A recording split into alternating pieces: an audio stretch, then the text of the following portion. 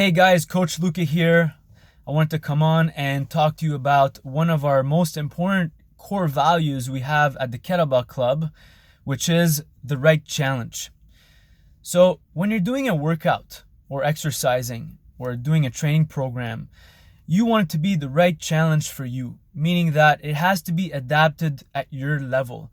Whether you're a beginner or intermediate or more advanced, you want to be using the right exercises and the right reps and sets and intensity for it to be the right challenge, for it to elicit change in your body. So how do you know if it's the right challenge for you? There's a few ways to know. One of the most important ways is called the rate of perceived exertion.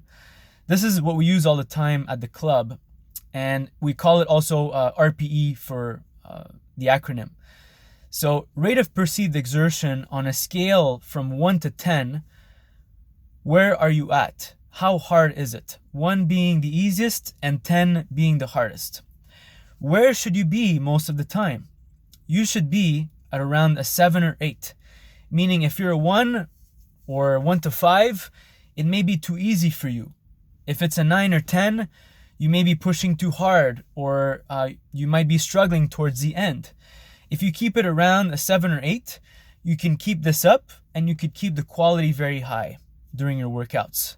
This is the right challenge for you. So how do you play with your rate of perceived exertion? How can you make it easier if necessary or harder if you want to? And there are a few variables to play with and talk to you about those. So first variable is you can always increase the repetitions that you do. If you're doing a squat or push-up or kettlebell swing, if you find it too hard, decrease the reps. If you want to want to increase the challenge, do a little more, and then progressively add more and more, right? Add more reps and also more sets. You could say you could add more sets first and then more reps, whichever one you want. Another variable to play with is your rest periods. So if it's too easy, you can decrease the reps and find a way to do more work in less time. On the contrary, you could always increase the rest periods to adjust. Okay, you can auto-regulate the workout as you see fit. Another way to play with the variables is to increase the weight, obviously. So use a heavier kettlebell or change the body weight distribution in like a push-up or a lunge. You could do a lunge instead of a squat, right? Another way to play with the variables to increase the challenge is to play with the tempo of the exercise. So the tempo is the speed at which you do an exercise. For example, if I'm doing a push-up, to make it more challenging, I will go down really slowly and then I'll push up really fast.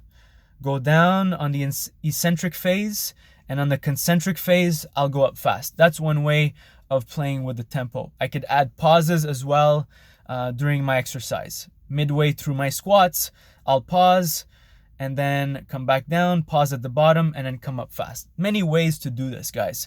So play with one variable at a time and then see how your body reacts, how it adapts to the challenge.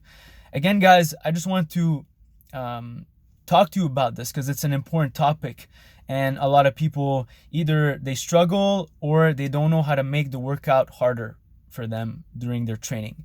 So guys, if you have any other questions, I'd be happy to answer them, and drop a comment down below, and I'll talk to you soon. Enjoy.